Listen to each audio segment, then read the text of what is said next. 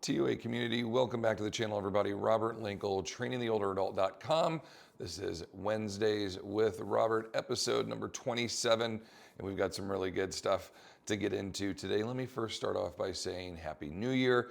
Getting close here to the new year, ready to kick off this 2024, wrap up 2023. Amazing little review of the best article of the year by far. We're going to slow clap it. Ready? Here we go. Slow clap. Way to go, Silver Sneakers. Yeah, you finally produced, let's go. You finally produced a really good article. I am giving this, I'm gonna go ahead and jump the shark, break the fourth wall, go ahead and jump my story here and just let you know I agree with everything in this article, and it's by far the best article they have ever put on this site. So 2 thumbs way up for this. We're going to review the entire thing. It's 16 slides. So and I'll tell you, I love everything about it. There was really nothing in here that I was like, oh, come on, here we go again. They did a great job. So we're going to dive into that. And then I've got a little, quick moment at the very end. I got a few things I'd like to say. So top 5 questions about age-related muscle loss. They're going to answer these. Allison Bowman. Thumbs up, Allison Bowman. You did a great job. Adults naturally lose muscle mass as they age, but that doesn't mean you can't wage a war, wage a fight against it. And here's how. Almost like somebody who, I don't know, asks you to join the battle against sarcopenia, huh? Maybe they stole that from somebody, huh? So someone who maybe, I don't know, has T-shirts that say anti-sarcopenia, join the war against sarcopenia. Come on now. Come on. Guys are getting a little close. All right, here we go. We are pretty clear on what muscles are, and not to be familiar, word related to, the word that we should all be familiar with, sarcopenia. Everybody knows osteoporosis. Seems like everybody knows obesity or body fat.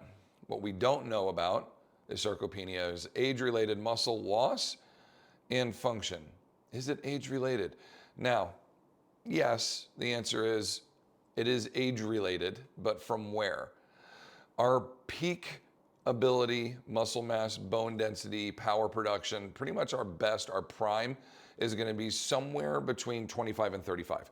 That bell curve peak is right around 30. From there on, we are now age-related muscle loss. And that basically is going to rapidly decline without effort, or it's going to gradually decline with effort, or it's going to plateau for a while with great effort and then gradually start to pace off. Ideally, if you train well, train hard, put in great efforts, and we talk about resistance training, conditioning, okay, some type of cardiovascular work to increase your lung capacity, your heart, your vascular system, etc. Something cognitively stimulating to train your brain. If you drink well and eat well and sleep well, you do those 6 things, then you're probably from 30 until about 50, 55, maybe even 60, going to be able to retain a pretty damn good amount of muscle mass and function. And then from 60 on, it's going to start to decline, not rapidly, but again, if you continue to train, right, you'll be able to maintain a good bone density, a good muscle mass, etc. Right? Just because we're getting older doesn't mean that this has to happen, right? But it can if you don't put in effort. As of right now, they suggest about 30% of those over 70 and older have sarcopenia. I think that number is way higher than that one, way higher. Eventually, weaker, smaller muscles make independent living more challenging. Less strength and power slow your walking speed, your gait, and throw off your balance. Daily activities like getting out of the chair or up and down off the floor no longer feels like a given. So daily life functional strength, activities of daily living, toileting, eating, dressing, transferring, all those types of things. And then your daily life functions or your daily life activities where you up and down off the floor, up and down from stairs, carrying load from the car into the kitchen, working in the yard, twisting, turning, pulling, pushing, pressing, lunging, all of those great things all become very challenging as you lose your musculature. That then doesn't move your bones and your body around very well, so everything starts to shrink and get smaller. And as we say, oh, where's my prop? Here it is.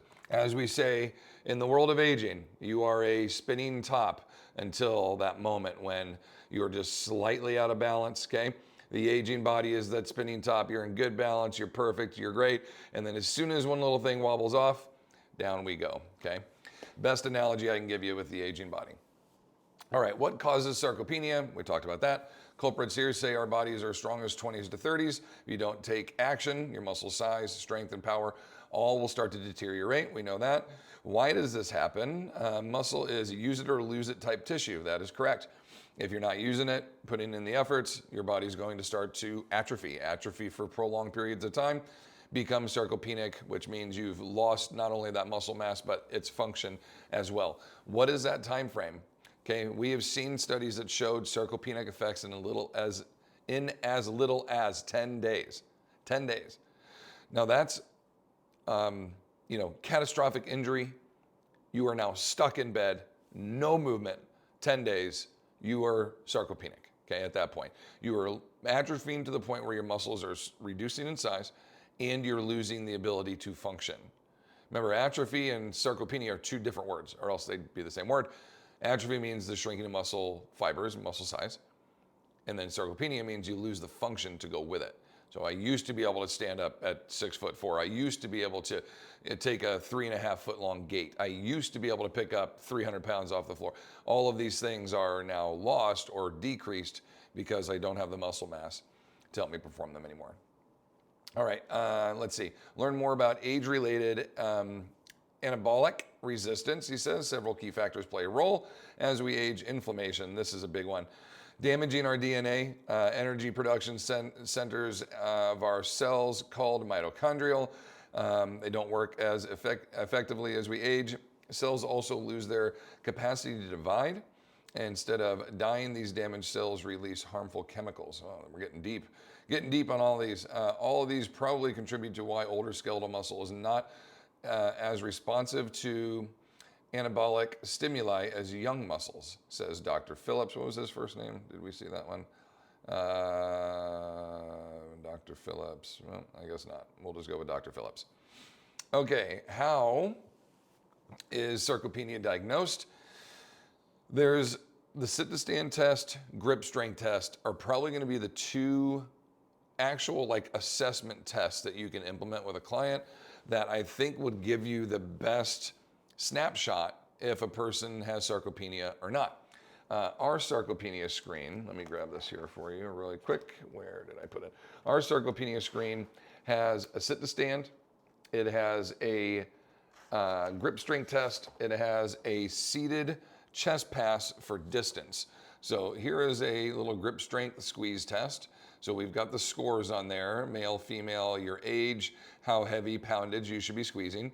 Then we have a 30-second sit to stand. This is going down to a 17 or 18-inch high chair or bench, and you have 30 seconds to get as many as you can. Ladies, at minimum, we're looking for 10. Gentlemen, at minimum, we're looking for 12. Kind of around in there. Again, the numbers adjust. And then we have a chest pass for distance. This is one that's more anecdotal, meaning that we started doing this in-house many, many years ago, over a decade ago. And we will have our clients sit down and throw a sandball or a medicine ball chest pass for distance as far as they can. So I like the grip strength test. Even though it's an upper body grip strength test, it's actually giving you a snapshot of the whole body strength. Those that are more physically active and use their bodies more will have stronger grip strengths. Those that do not, correlation-wise, their bodies are a little weaker or less muscular. We did the sit-to-stand test that gives us the lower body assessment. The upper body chest pass for distance gives us an upper body strength test and a little bit of power in there as we are throwing this thing for distance. In some cases, our clients aren't very capable or are not comfortable doing a chest pass due to a wrist or elbow or shoulder injury. So really those two, the sit to stand and the grip strength, are probably the best bang for your buck. Now we have a prolonged, or I would say prolonged, just a longer screen that we also do here where we do gait measurements, and then we do a isometric rack pull, and then we do cross-sectional pulling too, where we have our clients contralaterally and ipsilaterally pull against a dynamometer to tell us how heavy they can pull with each side of their body, etc. All of that can give you a pretty good, a pretty good assessment on an individual's overall body strength. They look specifically into the sit to stand, which I thought was pretty cool. The oh, there it is. And then in this article, they did have a little video there to explain it. They also talk about the DEXA scans. The DXA does a T or Z score of bone density, and then in that bone density score, it also shows you your fat-free body mass, which is muscle mass. So that's a good way to be able to check your sarcopenic or muscle gains or losses. What are the health risks with sarcopenia? There are many of them that can snowball. The weaker, harder to balance, making falling more likely, okay, without a doubt. And if you fall with weak bones and lacking of muscle, there's a high likelihood of fracture.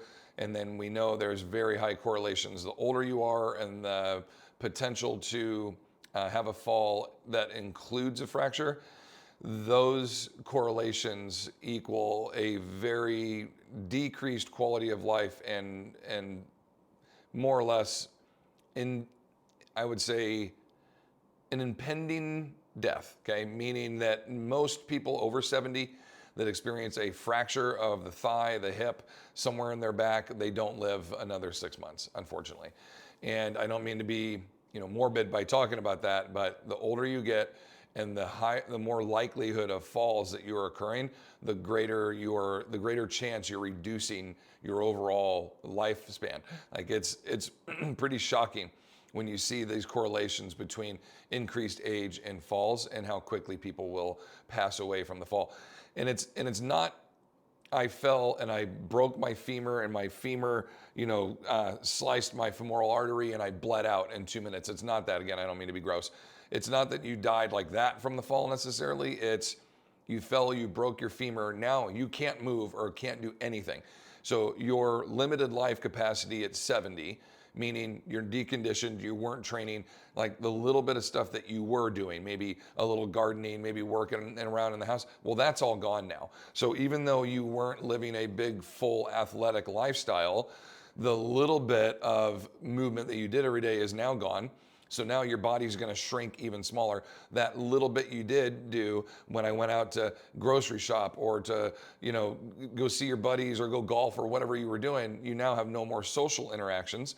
And now your desire to just sit and not be in the presence of another individual, everything starts to funnel downward. And as your desire to live, because your quality of life is not great, as that desire decreases, like your will to live decreases as well. Now, we obviously don't have like an off switch, but our abilities to want to fight and strive to live, basically it starts to decline. And it's shocking how quickly people can go from I'm completely capable, able, and within 3 weeks, 4 weeks, they're shelling themselves. And then, as on average, 3 to 6 months, most over the age of 70 that experience those great falls, they don't make it. So falling is of huge concern, especially when we question how good is our quality of life and how can we maintain that? We got to keep you on your feet. All right. In addition to increasing chances of breaking bones, you also have heart disease and diabetes, surviving cancers if you are diagnosed with that, weight loss issues, body weight issues, cognition and function. Let's see, a study of more than 8,000 people determined that older adults with less muscle mass were, oh no, did I get these out of order? Where did that one go? We're what? Don't leave us hanging. Oh no. Okay, I got to find an answer to that one. I think okay, I found it. Let's see. There's a study of more than 8,000 people determined that older adults with less muscle mass were more likely to struggle with planning, decision making, and other executive functioning tasks. That then leads us into accelerating fat gains. There we go. We had one line that got edited out there. Accelerating fat gain, less muscle mass you have, the slower your overall metabolism. So to just discuss on the cognition there, a study showed that more than 8,000 people, older adults, the leaner they were, the less likely they were to make efficient decision making, planning of in execution of any kind of plan that they had of what they wanted to do, and any other executive functioning tasks, meaning processing, cognitively bringing in information, processing that, and producing an answer or taking action into a task. More than 8,000 people showed that if they were leaner in muscle mass, those processes were either slowing down or not as efficient. So there is a very high correlation between maintaining or having more muscle mass and higher cognitive function. That's where, when we get into the supplements here in a minute, they are going to suggest, and here creatine, as there's great correlation between having and helping with your body's ability to recover, thus helping your joints and your muscle mass and your bone density and everything else, but also a cognitive improvement as well. So specifically for the aging body, this is a very good thing to do. All right, what can I do to prevent sarcopenia? So the condition can be attained with both exercise and dietary tweaks. Experts weigh in on their strategies. No surprise, number one is to introduce and include strength training. And even though this is going to stress and damage your muscles, these are good stresses and good damages that are going to then, your body's going to rebuild bigger, better, ideally. We should be lifting, and they'll talk about this here in a second more, at least twice a week, preferably 3 days a week, full body. And we're not talking a ton of time. You can put 15 to 30 minutes into a resistance training program. Something as simple as a basic gym membership that you're allowed to go in to selectorized machines. These are the machines that are already set up, and you just move a little weight pin up and down to whatever weight you want, and you get on one and you upper body push, and the next one you upper body pull, and then the next one you vertically push and you vertically pull, and then the next one you do a leg press, and then maybe a hamstring curl and a quad extension and a calf pump. And if you did those 8 to 10 lifts, 2 or 3 times in a workout, sets of 8 to 12, maybe 15 at the most, somewhere in there, and you go through that 2 or 3 times, you're going to have a great opportunity to build some really good strength, coordination, joint health, everything else that we just talked about. Now, it's a very simple strategy to utilize selectorized machines. Great, as I just reviewed in previous studies. If you go back and look at that Washington Post article that I deep dived, and then that hour plus webinar that I did that's available on YouTube here as well. You could check that out. I deep dive all that. They did like 5 or 6 selectorized machines. Super, super simple. That was it. And had all these great gains. So you can have massive improvement, okay, just by introducing the selectorized machines into your life, let alone if you hire somebody that works with older populations and teaches you how to do some free weights and some more dynamic, maybe more explosive and power-based movements too, things can skyrocket. You can take off. But from just a basic understanding of like, let's just get moving and just basic body parts, hop on some machines, you're going to make great gains, okay? All right, definitely talk to a professional, as they talked about beforehand. Talk to your doctor, make sure you're good to go. Talk to a personal trainer, a physical therapist. Just have your team of people, make sure you're all good. And if you're having any limitations or injuries, learn to train with them, not around them. Remember, your body is this level playing field ideally, and then you've got this one area that's a little bit less, my banged up knee. Well, if you train everything to get better and you leave your banged up knee, we just made a bigger gap, right? But if I learn to train with this knee injury, maybe everything improves and my little gap between the two, it still exists, but everything is learning to gain and improve. And hopefully, as you get stronger, as with, I would say, 80% of physical limitations, if you simply get it stronger, it will resolve itself 80% of the time. In almost all limitations, now we're excluding anything that's got a structural damage like a broken bone or a torn ligament, but most strains, itises, any of these, they occur because of weakness due to one area. So if you get stronger, which is typically the backside of the body, the posterior chain, because we're so anteriorly front body dominant, if you train the backside, get better range of motion, better joint stability and strength, 80% of the time, guesstimation, 80% of the time, you're going to improve that limitation. And ideally, with some specific work, kind of create symmetry amongst them all, so it's not even an issue anymore. That's our goal. So they talk about here, aim for twice a week, which is great. Cardiovascular component in there on the other days would be awesome as well. Think about activities that you want to keep doing into your 70s, 80s, and 90s, walking and standing from a seated position, okay? Talk about that quite a bit. Keeping your mind sharp, body's ability to move up and down from stairs, carrying in your groceries, using the restroom without assistance. Basically, all of these actions are to maintain your independence as we age, to keep you away from what's called the disability threshold, okay? Disability threshold is the area where now you are no longer capable of taking care of your body or yourself on your own. You are now dependent on someone else.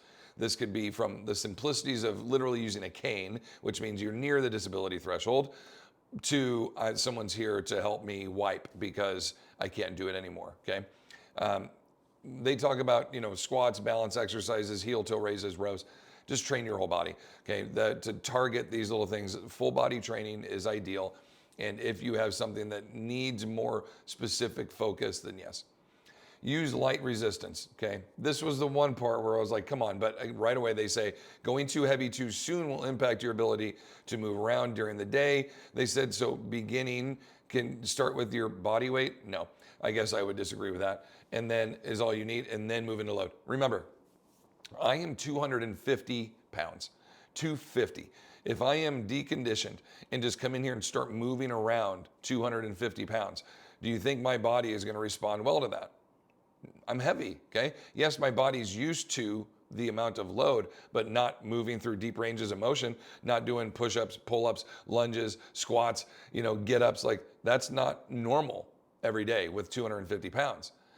Now, if I were to grab 10-pound dumbbells and move those through a bench press, through a row, through an overhead, my body would go, oh, here's an overload, right? It's 10 pounds more than we're used to, but it's not 250 pounds. So I'm saying the default mindset to, okay, I'm gonna make everything easier, or this is a beginner. I'm just gonna do suspension training or body weight training and just use my body. Bodies are heavy, our bodies are heavy, and that is in many cases too much for us. So that's why I love the selectorized machines to start, light weights to start, but your body is going to adapt to that very quickly. Why? Because I am 250 pounds. I can move around, bigger load, my body being a heavier load, it can move around. It just can't do it a bunch of reps, or it's just not conditioned to do that yet. But as I get more conditioned and as I get stronger, I'm gonna need to continue to increase that stimulus of some type of overload. You have two primary ways how you increase overload. You either increase your reps, okay? So let's say we're bench pressing and I have 20-pound dumbbells and I'm benching and I can do 8. And then in a couple of weeks I can do 10, and in a couple of weeks I can do 12, and then a couple of weeks I can do 15, and then eventually I can do 20. Do I just keep going to 25 and then 30 and then 35? Well, as I get beyond about 30, my hypertrophied effect, my muscle stimulus for growth, more or less discontinues. And now it turns into a muscular endurance test. The fibers aren't really tearing any longer, good tearing, to build more size or to get stronger. It's just, can I do this lighter load for reps and reps and reps and reps and reps? And so now we're doing muscular running with load, basically, is what's coming up. So it's like, okay, do we want muscular endurance training, or am I still here to build size and put density on my bones because I'm aging and I need to get stronger this way? So at some point, those 20s are gonna have to go to 25s, and then, okay, I'm back to being able to do only sets of 10 with 25s, and then I can do 12, and then 15, and then I get to 20, and I go, all right, let's go to 30s. Well, at some point, you're gonna say, all right, this is pretty hard. I can do 20 to 25 reps with these 30-pound dumbbells, and it's really challenging. Is this strong enough? And the answer could be at that point, yes. We want to maintain, but you could also start to change tempo. You could start to alternate those dumbbells. You could do bottom pauses. You could do eccentrics. You could do dynamic concentrics. You could do, different training tempos and velocities and speeds, but you don't have to necessarily increase the load. So you can change with the volume or the tempos, or you can increase the load. Those are kind of the two ways, generally speaking, right? There's more, but generally speaking, those are the two ways that we can continue to produce a new stimulus. At some point, those 2, 5, 7.5, 8, 10-pound dumbbells that you have, they're gonna be too light. And you're gonna go, well, I don't wanna get hurt, So I'm just gonna do more reps, more reps, more reps. And then what happens? Man, my shoulder really hurts. Well, no kidding, you're doing hundreds of reps to be able to get the burn, to chase the pump, to get that feeling of I'm improving, I'm making gains, but you're doing so many reps now, our injury is gonna come in a form of overuse. Rather than go a little heavier, just do my 3 sets of 12 and we're good. You didn't overload via too much heavy weight because we didn't go too heavy, but heavy. And you didn't go too many reps and over volume and rep it out that way. Think of your muscles like a big rubber band, okay? I could take that rubber band and I could stretch it so far one time it snaps, okay? That was a massive overload via tension. Or I could pull it in a range that it's used to, but I put so many reps through it that it eventually breaks. Either way, what happened? The rubber band broke, okay? Either way, a damage occurred. So did it occur from me putting too much weight on it or from doing so many reps that it wore out and snapped that way? Either end of the spectrum is too much. We're always trying to find that Goldilocks just right range of repetitions, 8 to 15, but you could really go 8 to 30 if you really want to push it. Okay, there's research to support it all the way across the board, 8 to 30, but I think that 8 to 15, 8 to 20 is like, that's gold, okay? And then on the other side of it is how many sets and reps. The load that we're going to use should be somewhere around 8 out of 10, or a 80% out of 100%, or have 2 to 4 reps in reserve, RIR, okay? Won't go too deep into that, but you get the picture, okay? Through this resistance training, using the machines, getting into free weights eventually, dumbbells, you could even use resistant bands, cable pulleys, sandbags, any implement, kettlebells, dumbbells, etc. It'll also help in improving your grip strength, okay? Now we're gonna dive into our rich protein. Okay, here's the other thing. We'll get people that are, again, I'm just stereotyping, 300-pound plumbers, okay? You're overweight, probably obese, 300 pounds. You have great grip strength, so your score goes through the roof, but the rest of your body is completely deconditioned. These are few outliers, individuals who were using the grip strength to take a snapshot of your overall health, but it doesn't mean I'm just gonna train my grip strength to a point where I score high and now I'm healthy, quote unquote. This is just a tool that's being used. So kind of keep that in mind. Yes, you're going to get a stronger grip strength, but that correlation is because of all the dumbbell work and the kettlebell work you're doing, right? It's not just sitting there doing the little grippers until your score is high enough. All right, protein-rich diet. This is pretty key as you're aging. The amount of protein you're getting into your body is very vital. You need to have not a high amount of protein, but a significant amount of protein on a daily basis to help you maintain muscle mass. And unfortunately, as we age, if our digestion starts to decrease and such, our abilities, our body's desire to want to put protein in, because it's a little bit harder to process, more or less, the less likely we are to desire that, especially if you're going the meat route. So keep this in mind.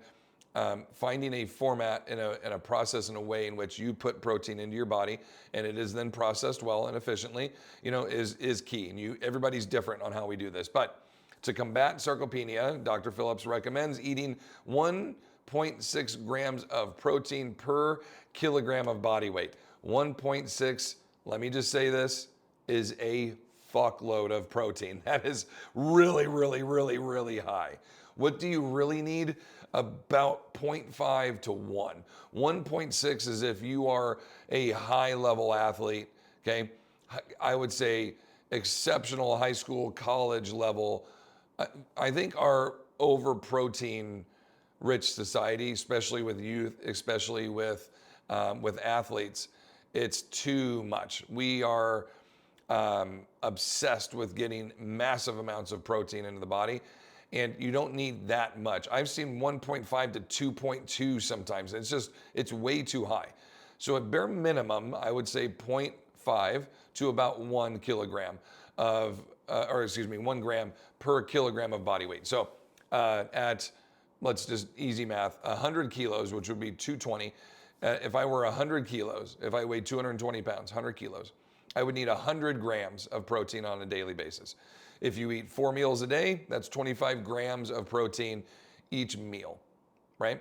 And you might think like, boy, that's a lot. Well, I'm a big body, right? And even more, I'm like 210 kilos, 212 kilos. So I need more like 100 and or excuse me, I'm 112 kilos. I'm more like 250. So I'm going to need upwards of 30 grams of protein per meal if I'm going to eat 4 times a day. Now, some are fasting, some people are, doing different dietary needs. Key is find a way to get protein into your body on a regular basis and make sure your body is digesting that and handling it well. This could be with different protein powders, be it whey or oat or rice or however you want to get it in there is fine. Different meats, different vegetables, legumes. There's all kinds of different ways to get protein into your body. You need to find what works best for you, but that is a key component to this maintaining muscle mass in your body. You need to have a lot of protein. Again, 1.6 is a lot. Again, I think that's way too much, but one would be great. Let's see, Dr. Jordan Hill, Top Nutrition Coaching, suggests 100 grams of protein overall. Okay, we talked about that. Here's a good one for breakfast. They give some examples. Okay, we're not going to dive deep into those, but you can look at that stuff if you want to. And then other supplements that they talk about in here, FDA supplement approved. Again, talk to your doctor before doing any of these, but looking into creatine, boom, I think that's great. People 55 to 71 who took 3 to 5 grams of creatine a day increased their strength more than that study in participants who resisted training but didn't take the supplement. Found that analysis of 10 studies on the topic. Aside from the benefits, creatine may also help improve bone mineral density and cognitive function, okay? And cognitive function. I think I breezed over the resistance training part in there. They improved their muscular strength over individuals who were not taking the creatine.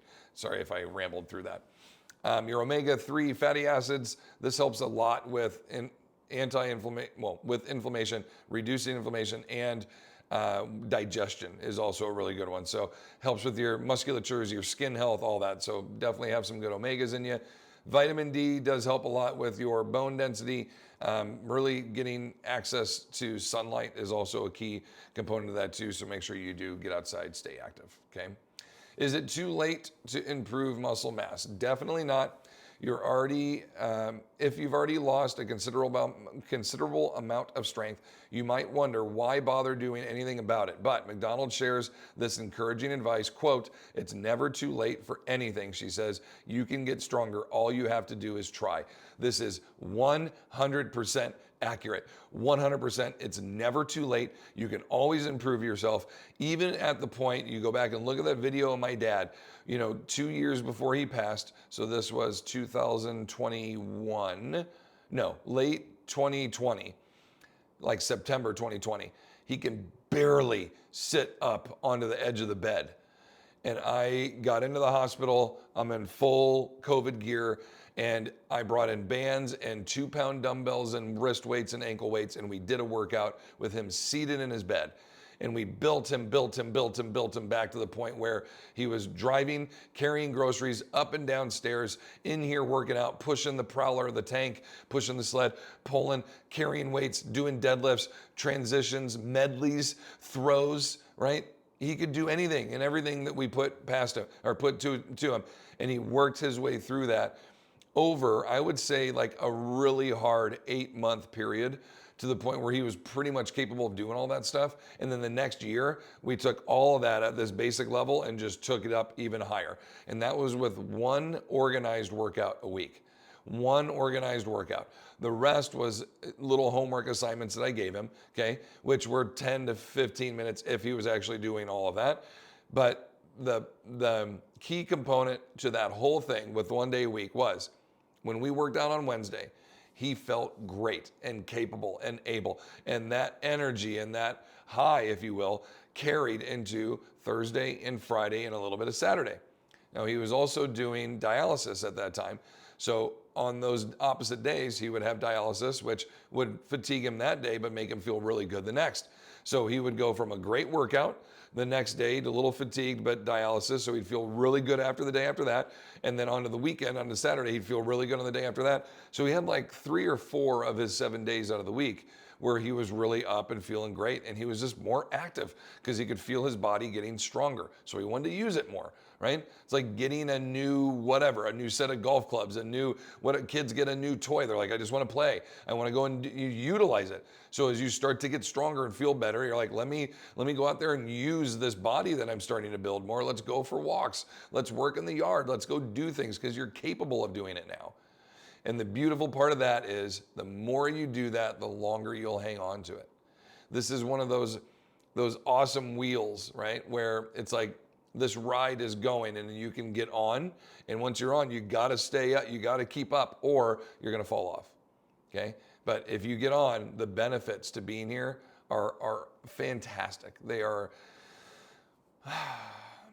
I'll just show you this. Like this is the best image and the picture that I want to keep in my head with my dad forever. And I'll tell you why. Number one, if you look in the background there, you can see that we're at my in-laws and we're going outside. And outside, Dad wasn't able to ascend these stairs, these concrete stairs that my father-in-law and I built for our wedding. He's able to ascend and move up and down those stairs with no problem on this day. He did his sit-to-stand video on this day. He would wear my NSCA polo shirts because he was proud of what I did, but also I kind of gave him those in understanding, like, you're earning this, Pop. Like you're representing what my dharma, my energy, my purpose in life is. You've bought into that. You've earned this shirt. And these are like really proud moments and memories for me, because for a long time, my big gripe, I guess I would say, with both my parents is, you always say how proud you are of me and what I do, and look at all these great people that I'm affecting, and yet you won't do any of it. And that was a hard pill to swallow. And then finally Dad bought in, and it changed. We already had a great relationship, but it just made it even better, because now I was helping him improve his quality of life, which was affecting everything across the board. He was getting better everywhere, right? But we had this time together. We had this time to bond and to talk and to share things that we don't normally, have the time to sit and talk about. Everything and anything that was good that could come out of this did. And I just want to share it with people. Though this was a unique experience of me and my father, right? Being able to share in this. The opportunities to improve quality of life. For you coaches out there, it's a massive change in their life. Yet to you, it's 1 or 2 hours a week. So number one is, like, don't lose that perspective. Even though you're like, well, it's just 2 hours. What can we really be doing? A ton. Way more than you think. Way more than you think. Make every one of those workouts count, because they have such a great effect. And on the other side, the clients that go, well, it's just 1 or 2 days a week. How big of an effect? A massive effect. My dad made those changes with 1 hour workout a week. Really, it was like 45 minutes because we did talk a bit in between sets. But he worked hard and he bought in, and it changed his life. And it was the best 2 years, in my opinion, of our time together on this earth, because we really got to be close. But his function, he was so excited to train. He loved it. He'd love to see, if I push and work hard here, look at all the other things that I could do.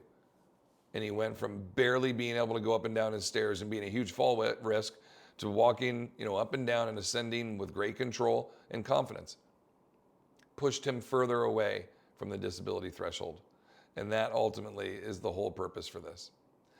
All right, 2023, I hope you enjoyed this video. Silver sneakers, great job, congratulations. 2 thumbs up. Let's get some fireworks on here for Silver Sneakers. You did a great job. This was a fantastic article. And any comments or questions, please hit me up down below. To 2023, thank you. What a year. We learned a lot. It had a lot of experiences, some highs, a lot of lows, a lot of loss. And, this is part of our life. So here's to a 2024, hopefully with less loss and more great things to come. But of course, life will send what it sends at us. There's always something to be learned and something to be had.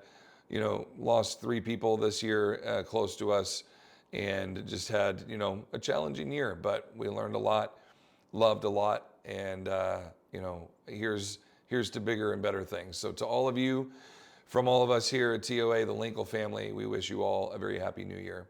Much love and appreciation to all of you. And if you would please continue to fight your good fight against sarcopenia with us. We love you, and we will talk to you all soon.